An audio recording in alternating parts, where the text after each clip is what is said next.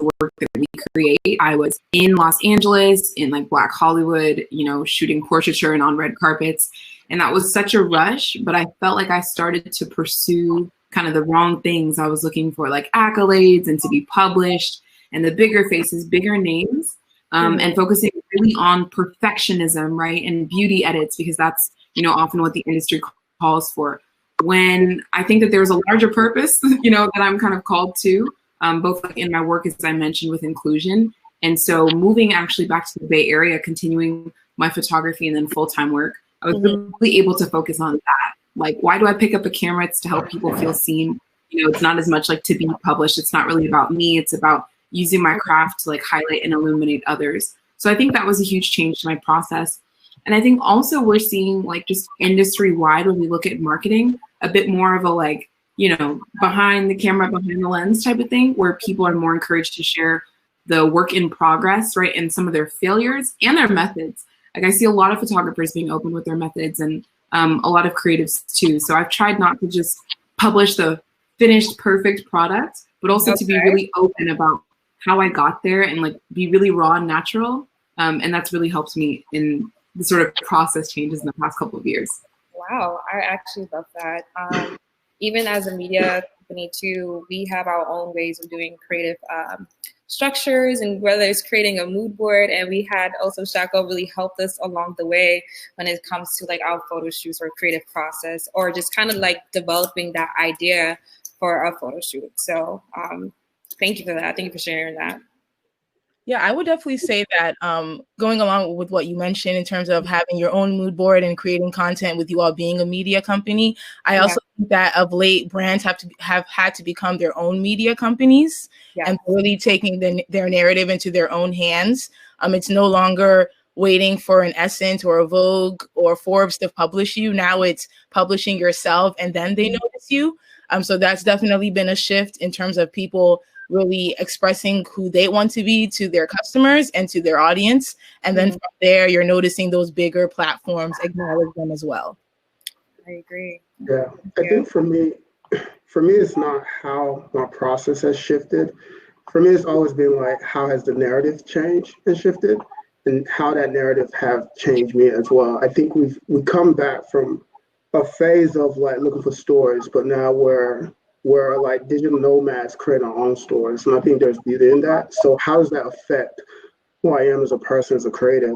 For me, I think I was that 8-year-old kid that coming from an African household that got beat for drawing on the wall. And it's just like, it's amazing. Yeah, because it's like you draw, everybody around you want to be doctors, engineers, and you have this weird approach to life. It's just like, I don't want to do this. And I think before it used to be called like, why are you weird? Why you always sketchy? You dress different, you acted different, you spoke different. So I think that was the field that pushed me to like this identity. What did I identify with? And just creating your own narrative as you go and redefining yourself and remolding yourself. And that's what's got me here. Of course, the digital phase has gotten much faster. So now you're able to like conceptualize, ideate, and then create a prototype, and then from that prototype, ship it out and send it out. So our process of thinking have become way much faster, and our consumption have become way much harder. So now it's just like, now there's a lot of echoes out there. How do you separate yourself from those echoes? And I think that's what wakes me up every morning, is how do you differentiate yourself continuously, but how do you not necessarily like focus on a narrative, but becoming your own narrator, and how do you push that out? I think that's what pushes and drives me. You know, it's just separating stories from individuals, because we can all become a vacuum. And then from there on, it's like, how do you not become a vacuum? How do you become your own brand, your own identity? That's what pushes me. Amazing. And just trying to like piggyback on that, going on to my next question now. In what ways do you think technology has really enhanced creative projects? I know myself, I use like Canva to kind of help me with my, call to actions or my designs. People use like Illustrator and stuff like that. So just going back on technology, how do you think it really enhanced creative projects? I feel like it's really enhanced things project management wise. Like I know that typically when we think about like creativity, everyone's thinking about Photoshop and Illustrator and things like that, which are needed tools. But there's also the whole other side of actually planning things and, you know, figuring out like who are the models, what's the budget, what's this, what's that, and just honestly project management. I'm a friend of mine and I always joke about how like content creation is just project management. And you know, it's that part to get into the actual conception of what you've come up with. And so I think that technology has really helped us all to be able to bring these ideas to life, that, you know, they're no longer just like on our Tumblr page or Facebook or whatever the case may be, but now we're using these for shoots, for marketing, and for businesses. And so I definitely think that technology has helped us to actually be these creatives that we've dreamt of, but in a way that also benefits us in real life. And talking about like we have a lot of fashion lovers currently right now. Just seeing how fashion shows have changed drastically. Everything is like 3D. You've seen, I believe, correct me if I'm wrong, Anifa, fashion designer, she did a 3D fashion show, and I thought that was simply like amazing how she used technology to really enhance her business in that way. So I thought it was amazing. I don't know. Yeah, definitely. And 3D is something that people always have used it for other things like architecture and things like that. But with everything that happened with COVID, it was really a great way for fashion brands to kind of reinvent how they're displaying their collections. And so I really do think technology has given us that access to reach people in different ways. But at the same time, I think we focus so much on, we focus on the 3D aspect of what she did, but just imagine the developer behind that to actually execute that. Exactly. Like having 3D and having motion sense to it is just like the technology behind that actually increased the flow, because anybody can just go out and just say, hey, I made a 3D. But how do you make those 3D moves? The technology behind that, behind developers, the AR, the VR, and how do you like compartmentalize that and just ship it out and send it? That to me is like what I'm interested in, is like who are the hands behind it, because we focus so much on the visual, we don't focus on the back end and the people that did that executed that. So that to me is exciting to me as a UX designer. Yeah. Anybody have any more like comments? I think I want to build on what Sophia said. I think what's been exciting to see is as more and more will get online and technology enables the sort of like accessibility, like we're able to like crowdsource creative projects. You can have a project that, you know, 1,000 people spoke into, right? 1,000 Black artists like in a specific area, for example. So I love that we're able to like make the world a smaller place, you know what I'm saying, through that enhanced access, and have projects that are reflective of a lot of people. And also to have platforms and tools that are reflective of like different artists' voices. Because back in the early days, I mean, we're talking like Canva or some of those like subscription service, you know, art platforms, the Shop Online, Etsy, Depop, whatever. But it's growing and growing to where artists are able to like create actual tools for people's creative expressions, you know what I'm saying, on like different stories tools, you know, or messaging tools that they can consistently update. Looking at like the developments in AR, I think has been really exciting to, you know, to see people hop into Spark and actually change conversations. The dynamic of the way that you interact with your friends is affected by different artists all around the world. And I think that that's a beautiful sort of enhanced ability of tech and creativity too. I agree, 100%. I guess we can go to the next part of the conversation. I don't know, Angela, do you want to start with the personalized question, or you want to finish off the panel, the questions that we have? Oh, we can totally continue. I know we have a bit more time, actually. This is such a great conversation. I definitely don't want to take it away from our panel. So we can continue to chat about the tech and creative space piece, and then we'll go into your career journey later. Yeah. Definitely.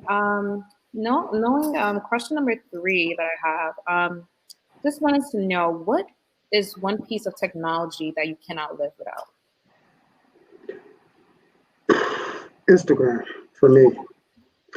It's just, for me, it's like I create images, like whether that's design, it's just like you can like my phone, when I don't have my Canon or something like that, my phone is like the portal into like how I see the world. So for me, it operates as my own diary on a daily basis, and you can control what's seen and you can control how much it's seen. And at the same time, you can also see like the consumption of it. But I think for me, Instagram and Pinterest is my daily documentation of my life. And it's just like, there's years that pass by, I'm like, oh, I shot this at this time. And it changes your mood because sometimes you forget who you are. It's just like, I think it helps me remind myself of like, oh, okay, at this time, at this hour, this is how I felt and this is what I saw. And it actually acts as a motivator for me. At first, I started out like shooting fashion. I'm like, okay, this is the work I've done. But now it's just my personal documentation of the world that's around me. So Instagram is something that I'm constantly on. It's just like, okay, what do we do? Yeah, so that to me is Instagram. Okay. Joy, what do you think? What's your favorite technology you can't live without? Yeah, I love to hear it, first of all. Thanks for keeping me employed. But also, I would say that my favorite, I'm going to go hardware. I'm going to go MacBook Pro. It's not even that I love this one over any other laptop. I had a reason. You said what year? The MacBook Pro 2017? Like, no, I don't care. It's just whatever gets me on the internet, quite literally. But I was reflecting on kind of using mobile to just access all the things we mentioned, social, to do our work, to do the Zooms and streams. Great to be able to port it around with me, but as someone who, like, I can be at times like physically limited by trying to do everything that, I want to accomplish on mobile. And then to speak to Sophia's project management piece, being able to just sit at my desktop, like I feel like I am the helm of the world. There's something to just the feeling of it too, of like, okay, boom, I got my browsers, I got my windows, I can be in Photoshop in one moment, Canva the other, exporting, airdropping, and it's just that like seamlessness and that power that I experience being behind a desktop computer. So it's something very sentimental to me, very accessible as well. That's gonna be my favorite. Okay, MacBook. Those are really good ones. I would say Google Calendar. I cannot live without my Google. What? I can't live without it because it's still a tool. And like, so for me, like, I mean, sometimes at the time I can be dealing with like 5 to 10 different clients with different creativity and different, because a lot of times like you hear creative director and you think it's just the day you show up or just the day you know concepts, but it's like I have to manage their expectations. I have to manage what the vision actually is. I have to know like, hey, create this mood board, or you have this meeting, or you have this, you have that. So for me, I can't live without that calendar when it comes to technology. And I know like you have like paper calendars and all that, but there's something that I love about being able to just share it with somebody like, hey, we have this meeting. I hate babysitting people. So just being able to like send that. It's my own assistant. I love it. Okay, I love that. It's quite interesting. For me, I think it has to be Facebook for some reason, because like Facebook brought up some old conversations. You can always look back from the starting days, and it always, like Shako said, it always reminds you. I saw something today on Facebook, like something that I posted like probably like 6 years ago, and I'm like, oh my God, this is how I looked, or this was my quote or my written communication skills back then. So it's really like funny just to see that. So I would say Facebook. Angela, what about you?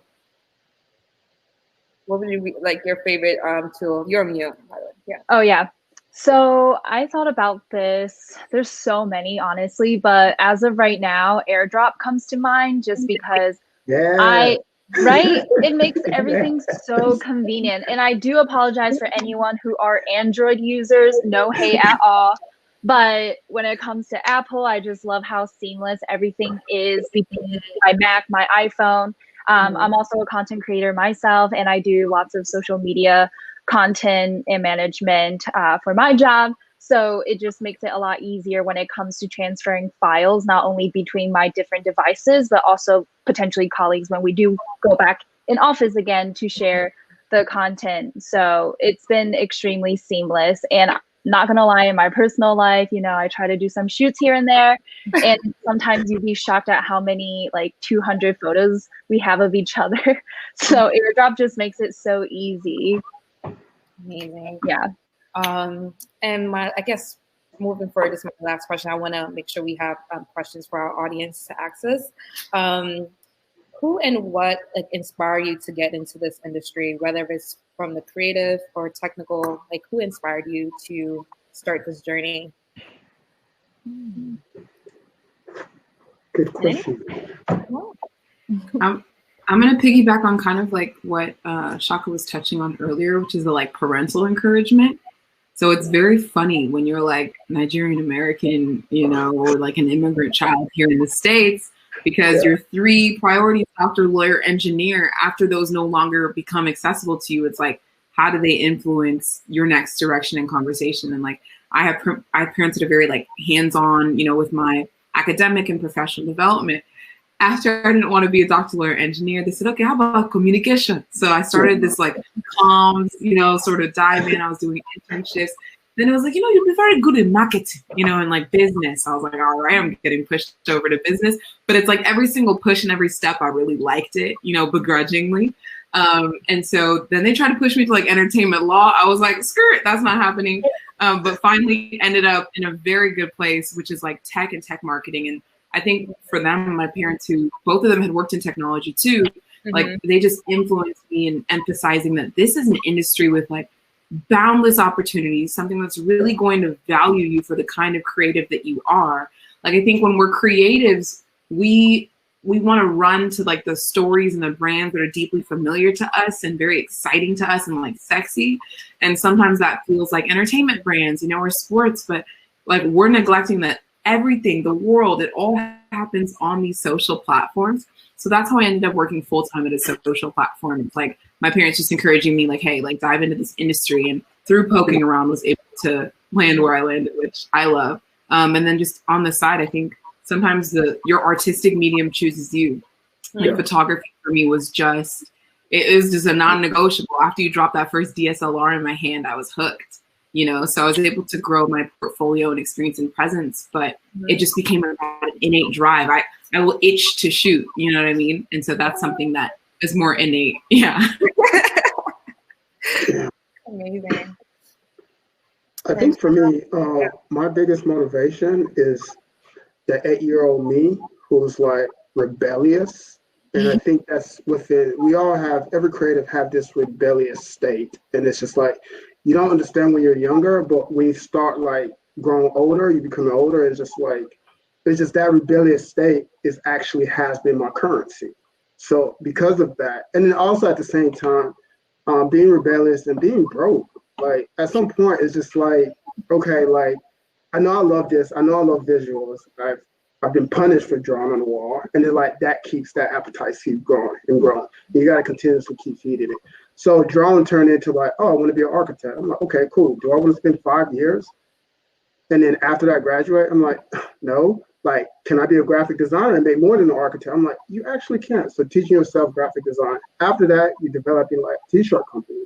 And then from there, it's just like, oh snap, like I need to take pictures. My first camera was like a 2-megapixel Sony Mavica. And that was like the camera with the CDs in, and you just buy CDs, those small digital CDs. And after that, I was like, oh wow, like actually good at this, and people want to pay me for this. That turned into like, okay, I need to get a degree, which I went to school for and got like a interactive media degree. And then from there, I was like, okay, I want to get a master's in this. Went into business, loved psychology, and then bumped into like UX design. So it's just like, now it's like, okay, how farther can we push this? Can we push this to a PhD? So it just turned into like this curious state of like, okay, you consume so much stories, but what does it mean to tell other story? And I think we always got to get into that whole, like, we always say like, oh, the story needs to change. No, stories don't need to change. It's just the narrator. So it's just like, how can I equip more Black people to like shoot? How can I encourage for them like think differently outside the box, and just like, yo, like you actually have the ability to create your own narration, not determined by someone else or other cultures whatsoever. Whether you're Black, white, Spanish, or Hispanic, or whatever, it's just like you have the capability with the tools that's available and that's accessible. You have the ability to like develop your own narration. So it's just like that to me is the currency that we all have, It's just like we got to be taught how to express it, to say it, and the language of it. That to me is like my motivation overall. Amazing. That's real. Yeah, for me, I actually kind of had the opposite experience. Well, besides my parents, I had a lot of people encourage me to get into PR and marketing. I thought I was going to be, so I was in college around the time of like Freddie Gray and everything that was happening. And I studied that kind of study. So I was ready to be a civil rights lawyer. I was like, for the people, I'm going to be a lawyer. And I literally met with all these adults I really respected in my life. And they all were kind of like, oh, are you sure you don't want to do like fashion and PR? And I was like, fashion and PR? Like, what are you talking about? Like, it just wasn't in my mind. I mean, a lot of like significant adults, from like the president of my university, my pastor, who literally wouldn't sign my recommendation to law school because she just felt it wasn't for me. So I had a lot of people in my life kind of be like, Sofia, like, this is you, just own it. And I think at first I was really scared because I am like a structured person in a sense. So I didn't really know, like, what does this look like? Because I never imagined myself working in this field. But I think sometimes people can see who you are outwardly more than you can see sometimes. So that's how I honestly fell into this career. I like to say my career found me because I didn't think I was going to do this. Yeah. That's really dope. I think for me, especially just starting in a media company, honestly, I didn't go to school for it. I went to school for hotel management. I don't have no background in it, but I think I just saw that us as people, we really need to control the narrative. We need to tell our own stories. And that is like another reason why I decided to start ElewaTv in the first place, because I would see multiple media companies do the same. And I'm like, they don't look like us. I don't know. I can't really connect to them like that. So that's why I started my own business company. And I'm just really looking forward to creating more events like this so we can have more conversations. Also showing us as people, like the behind the scenes, what it's really like, whether it's doing a creative shoot or, doing a video series, like who is these people behind the scenes? And that's where I'm trying to highlight, for the creative platform. So we can move forward now into the personalized questions, and I will let Angela handle the next round. Thank you, Abby. You did such a great job talking about tech and all that. So to our lovely panel, my first question for you in terms of your career journey is, how did you get into it?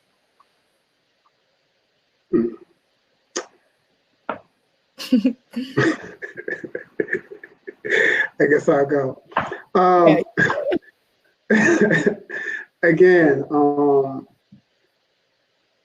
Again, it's the fear of being broke and the rebellious state. I have to restate that over and over again. But I know for me, my story is totally different. When being from a household of Congolese, like, it's just like, again, being African, it's just like, you're told to be these things, and your whole life since you've been 8, like, your success story has been predefined before you, because your parents like, you're gonna go be a doctor. I'm like, I don't like blood, but it's just looking at knowing and understanding that, I mean, in my household, I was the rebellious one. I was the black sheep. So I just owned it. So it's just like, I'm going to tell my story, and I'm going to fail regardless. I know, like, my biggest fear is, like, when you turn 45, when you look back at your life, could you say that you're proud?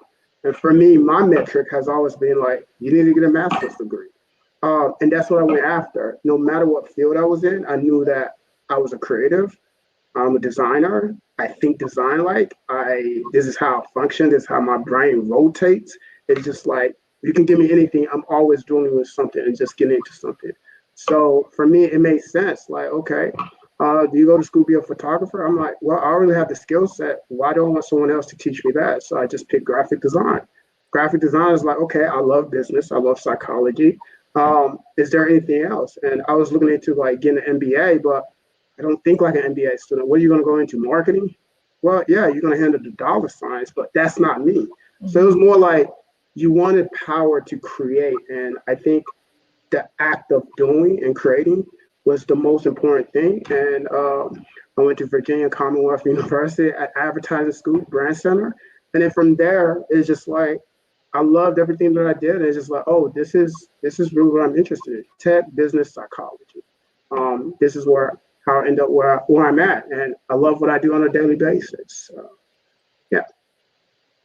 Plus, we get to build apps and websites. So that's fun. Yeah. For me, I ended up, to kind of buy myself some time, I ended up going to journalism school for grad school at the New School in New York. And when I was there, I knew two things. I knew I wanted to intern just to get experience, but I also knew I wanted to get paid. And to be very honest, the PR and marketing jobs that had transferable skills were paid more than the editorial internships. And so I was kind of like in a place where I'm like, okay, I'm not going to be a stickler about where I'm interning as long as, you know, it's within this like content realm. And so that's how I got into it. I was studying in the daytime in school, like studying how media works, honestly. And I was finding that that was helping me when I was interning with PR. And from there, all of my like job opportunities and things that I ended up lining up after I graduated fell in that realm too of PR and marketing. So that's really how I got into it. Not being too married to necessarily what I was studying, but more so looking at it in a way of how can I apply this to like a greater career or other opportunities.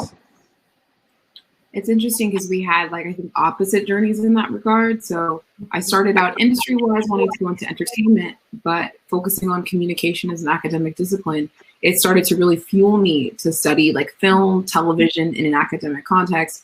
And I would do intern work or gig work, you know, in film and TV. I was at Lucasfilm. I was the first marketing intern on the Star Wars brand, and then trying my hand in tech a little bit too. But marketing started to be the actual function that I loved. And I found that it was very creative. Like the creative space that I found there was in reviewing different, you know, commercials and ad spots and static banners and partnerships and logos.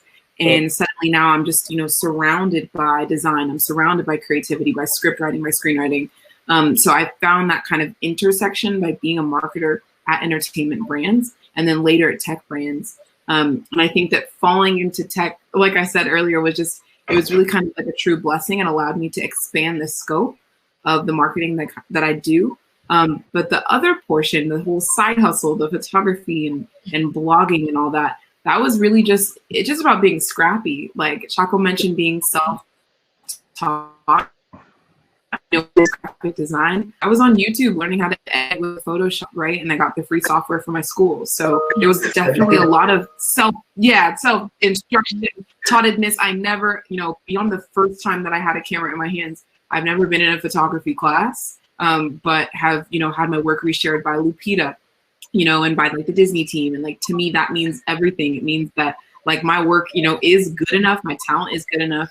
And you can self-instruct, you know, and access these things. So come on now. Like, I think sometimes again, it's good to have that validation as like a little bit of a gut check. Like, hey, wait a minute. Like, didn't this happen one time? And kind of remind yourself of, you know, where you've been. But again, like chasing a career that I believe now ultimately serves other people by highlighting and representing them. That is going to be the career function, regardless of like what I'm actually doing or, you know, which company I work for.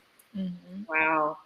It's funny. And now now that I'm hearing you say this, my personalized question for you specifically, Joy, is it's time consuming, like you said, when it comes to balancing. Actually, how do you balance your creative work while working your 9 to 5? Let's put it like that. Like, how do you balance both lifestyles? Yeah. I don't think that I'm someone who likes to carry all of me everywhere. Right. Yeah. So when I show up to work, I'm not trying to hide the fact that I'm a portrait photographer. In fact, like I do engagement photos for my colleagues. Right. Or when I'm like in my own like personal space, I'm still leaning on the skills and the benefit. So I think we always hear like work-life balance and you're trying to like separate the brands. But what's helped me is creating a holistic personal brand. Like when people think Joy Ofodu, right, they think about me as being, you know, someone who is on it. She pursues it in work. She has this creative eye.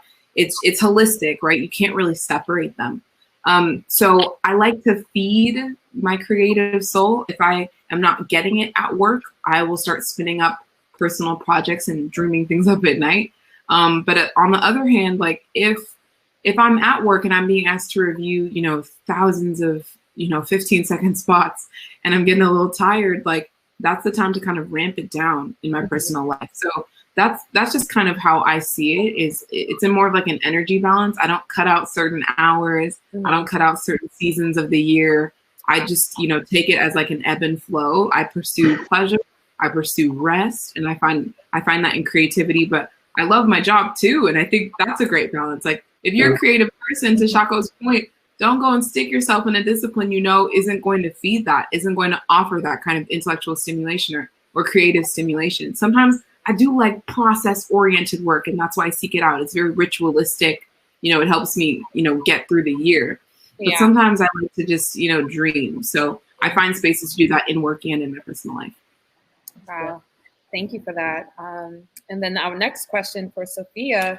A lot of brands and creatives struggle when it comes to like promoting a brand or a new product. So where do we even begin when it comes to like promoting? What is the first thing that we need to do when we need to promote a service or a new product or anything like that? That's a great question. I will say that, first of all, I would say that question is where to begin, to really think about what is your brand valuing and who are you trying to reach. So initially when you're starting off, you don't really know who you're reaching yet. Like a lot of times we like to come up with who we think our customer is, but it might resonate with someone else or another ideal or another lifestyle. And so what I would always say is, when thinking about like demographics when it comes to race or culture, you can always think about what's the main human element that we want this product or this brand to connect with people on. Is it independence? Is it owning your future? Is it educating people on wellness? Whatever the case may be. So I always say the first step you should take is to think about what you want to know your brand for in terms of value, like the things that you can't put into content yet. What does that mean? And then from there, coming up with the kind of marketing that reflects that value. And honestly, always putting who you're trying to reach at the center of what you're promoting. Because a lot of times as creatives, we get really excited about creating things and kind of like projecting our creativity onto our products. But sometimes our core customer is not really looking for that. Like maybe they need something else. And we have to kind of be mature in our businesses to say, okay, how can I like still show up for them in this way, but provide value? Because of course you can create what you want and people will resonate with it, but it doesn't always mean as a business that you'll be profitable. So I think rather merging the two values with your customer and yourself is really where you should start. Thank you for that piece of advice. I hope our audience is taking some notes down. These are some key nuggets. I'm ready, just learning already. So one more question for you, Sofia, especially as a creative director myself, like we play a huge part when it comes to marketing, communication, or any type of department. What do you do if a client don't like a new idea for a newer campaign? Like how do you go about to handle that? Yeah, that's funny. I'm actually going through that right now. But so I would always say, I would definitely say that experiencing that has minimized a lot after putting more work into the preparation. So like I always try to look at myself nowadays and figure out, okay, what could I have done better in the past and try to implement it now. And I felt like in the past, I was really great with showing up the day of and directing, but I wasn't always doing the steps to make the day of go smoother. So now I'm more into involving my clients in the prep steps. So whether that's like creating a mood board and sharing it with them prior to the day of, or actually like having a call with them and explaining what they can expect from me and what they're seeking and asking them to send me their Pinterest boards or the things that they're saving online or the hashtags they're looking up. So I would definitely say that the way that I try to eliminate clients not being happy is by involving them. Because a lot of times the only reason why your client isn't happy is because they don't feel heard or they don't feel like the vision you have matches their vision. And honestly speaking, visions are subjective. And so like somebody can say they want to have a swimwear collection and maybe you're thinking swimwear at the beach and they're thinking swimwear at the desert, right? So it's something where you just have to connect with them and really hear them. And again, try to put their vision priority above like what you were initially thinking. And I think that as long as you're transparent and things are open from the beginning, it goes a lot smoother. And in the case that you have done those things and they still don't like it, I think that's why in your agreement with people, you should be very clear about, you have this many edits, or, I will do work up to this date, or my invoice is due on this date. And then if you want to continue with them to rectify the situation, you can.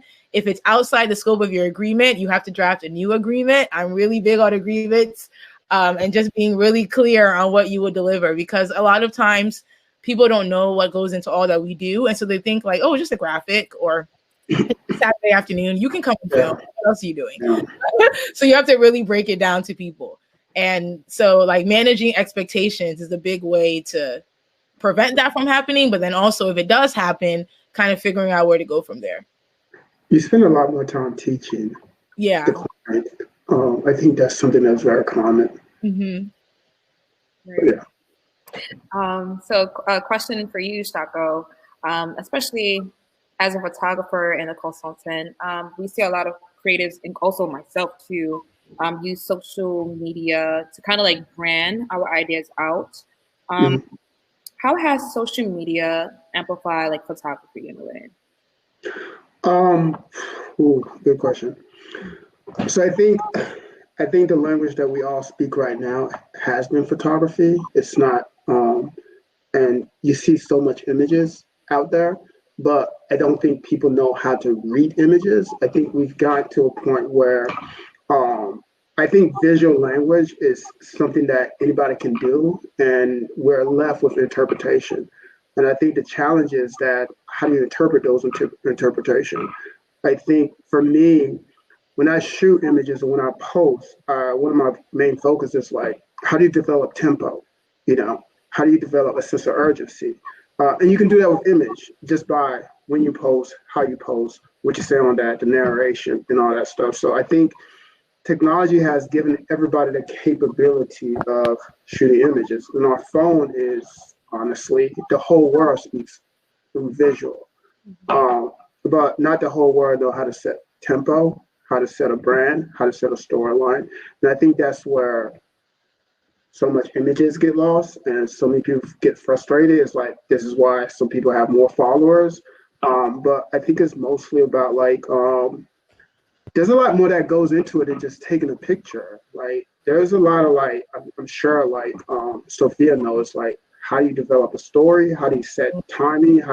Who do you have as a back end? Whose friends do you have? And just simply as like what we're doing right now, just networking, getting your friends to post, or just like following each other to follow each other. And I think this was something that in undergrad, we were responsible for like creating something viral, right?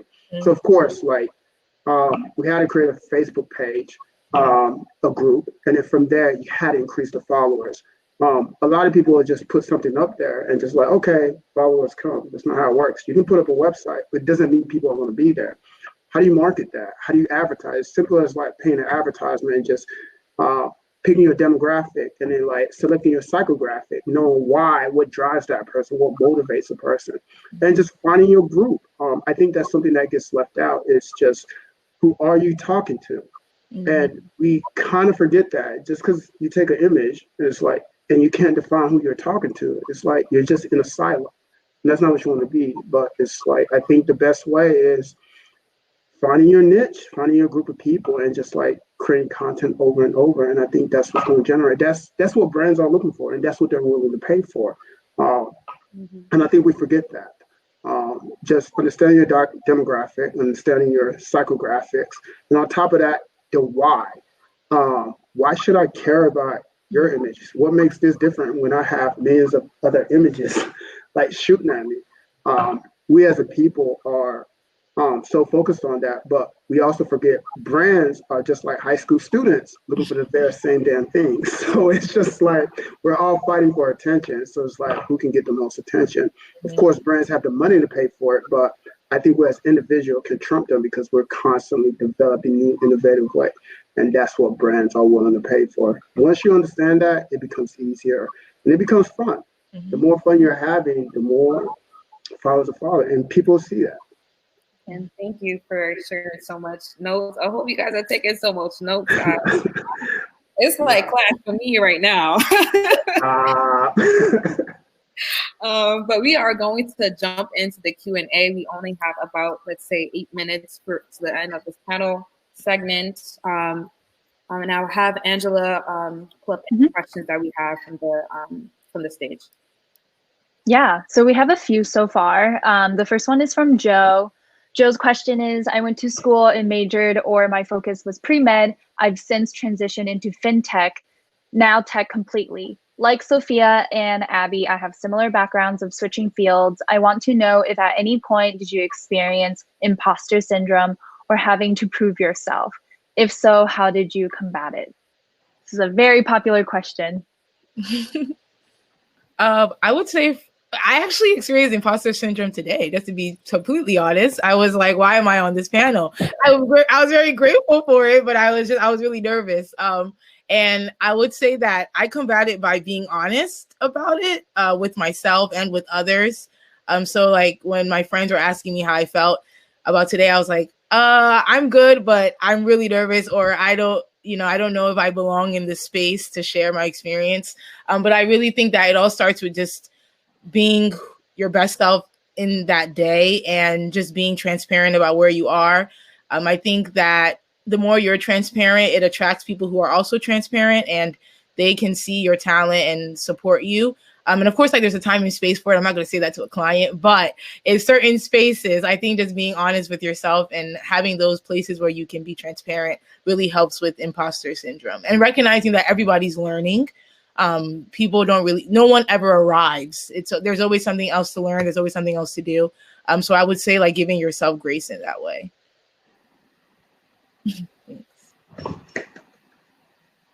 I resonate with that a lot. Oh, sorry. I just wanted to add on. Please add. Go ahead. When I feel like I'm experiencing imposter syndrome, I do a couple things. One is like look to just like the past, accomplishments, the past resume, the slate. Like often the proof is in the pudding because it's us. We're not thinking about the work that we've done. We're always future facing what's next. But taking a second to look at your website, your past creative work, your portfolio, and your favorite works, and just kind of getting gassed up about what you've already done. I think another thing, though, is like when you look at it and you don't feel it, hopefully your close friends, family members, community, your tribe, like they're there to lift you up and remind you of who you are. So if I have a moment where I'm freaking out, like people messaging me, like I have fans, what the hell is this? Like, and I get so like freaked out about the whole experience. My tribe is always there to say like, Joy, like this is your calling. This is like you rising up. We always saw this for you. You belong here, and they can affirm you when you can't affirm you. Can I add to that too?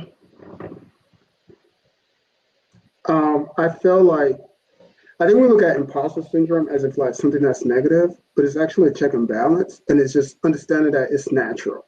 Like when you're entering into a territory that's unknown, just know that there's a learning gap, and when that learning gap is short, it's just like, you know what? Because I'm feeling this way, that means there's something coming up next. And it's just like, once you learn to like just accept that it's going to happen, and it's this internal checklist for yourself. It's like, no, this is natural, it's occurring. And then ask me, okay, why am I feeling this way? And typically is a lack of inadequacy. So why do I have this lack of inadequacy? Do I feel like other people are better than me? And it's based on fear, because the opposite of that is confidence. So it's just like, okay, what do I need to do to get over this hump? So it's just like, just understanding that first, it's a natural occurrence. It's a check and balance, and that there's a learning curve, and you're trying to like get over that hump. But once you get over that hump, you look back, it's like, yo, I know who the hell I am. So it's just understanding that these are natural things that no human being can defeat. Like we all go through it, just like any celebrities or Andre 3000. It's just like he has these same imposter syndrome. There's no one that gets to a point where it's like, I've made it. And if someone is, then like, unless you're talking about Trump, but it's just like, it really is a natural occurrence. And it's just like, we all go through it. We all have it. Because the same fear that the person may have, same fear that someone's right next to you has. And it's just like learning to accept that this is actually natural and it's okay. And I think something that's helped me out is like, no, it's okay. It's okay to feel this way. You don't have to combat it for the fact of combating it, because society tells you that, you shouldn't feel this way. When in my reality, it's like, no, it's normal and it's okay. I think we have time for probably like one more questions, and we are going to jump into the networking session right after this.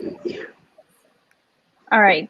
Yes, we actually do have a few more questions, but unfortunately, we're not able to get to all of it today. But they're all great questions. I do hope everyone knows that you can always connect with our panelists on LinkedIn to get your answers answered, your questions answered.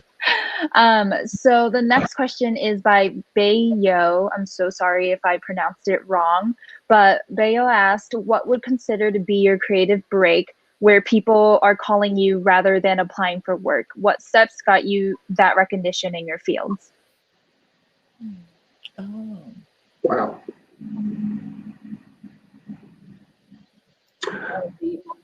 Can you repeat the question?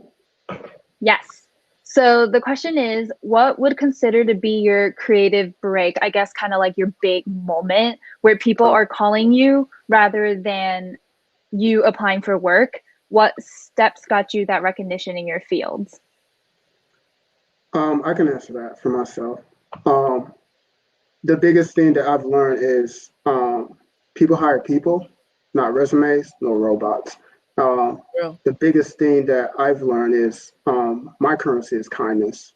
And it's not the work that I do. It's not, all these things are great. And it's like, at the end of the day, it's like how you treat someone else, someone that's in your life, someone that's not in your life, a stranger, has always been my biggest dividend. So my currency has always been like kindness and how you treat the next person next to you. Because at the end of the day, we all got to work next to each other, and no one wants to work with an asshole. Nobody. I mean, it's just like, and I think that's something.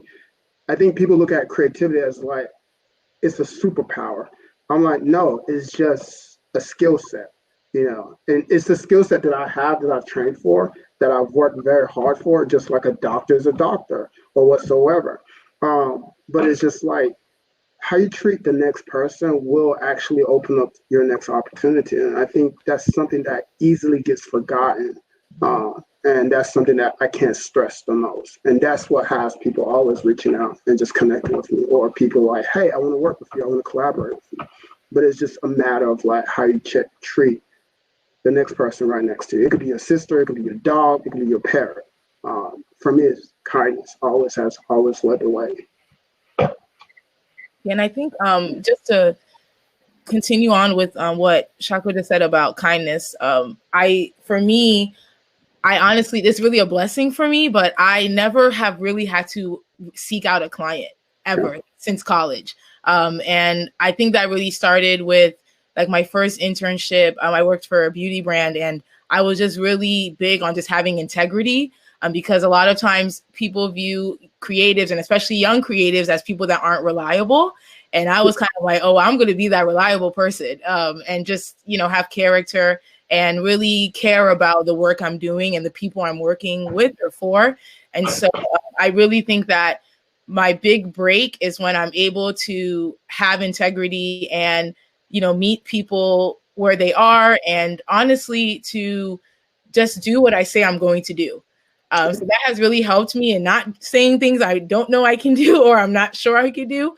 And honestly, it's a very old school method, but under promising and over delivering.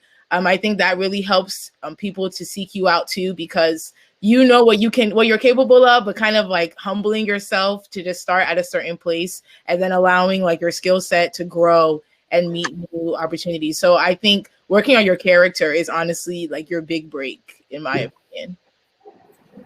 Mine is a bit more tactical. Like, I stopped seeking people out and they started finding me because I made myself searchable.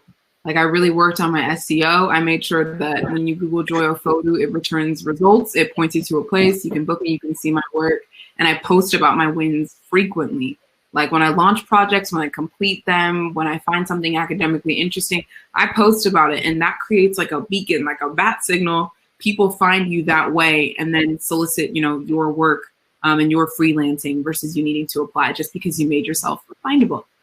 True. Definitely. I wonder what your algorithm's like. What my what? Sorry. Your algorithm. Lord. mouth zips on algo. We'll talk later. We'll talk later. So we are going to wrap this up. Thank you guys so much for joining us. This Q&A was amazing. If you have any more questions for our panelists, please feel free to connect with them via LinkedIn and also their social handles as well. We have inputted them into the event, and you can find them that way. And now we're just going to end off the closing remarks. Everybody, thank you for coming to the Creative Chat. My name is Abby Sonia once again, and I'm the founder of ElewaTv. And thank you guys for tuning with us. Our next slot for our schedule is to network. So feel free to network for a few minutes. I'm going to end up this broadcast, and we have about, I believe, 2 to 3 minutes to quickly go on a speed networking. So feel free to do that. Make sure you have your webcam ready, good Wi-Fi, and make sure you're fully dressed, you're fully clothed, please. Wait, what? How? Okay. Thank you, Shako. You'll be surprised. Thank you, Sophia. Thank you, Angela. Thank you guys for joining us today. It's such an honor to have you guys here. Much love. Thank you. Much love, everybody. Thank you. Bye. Bye.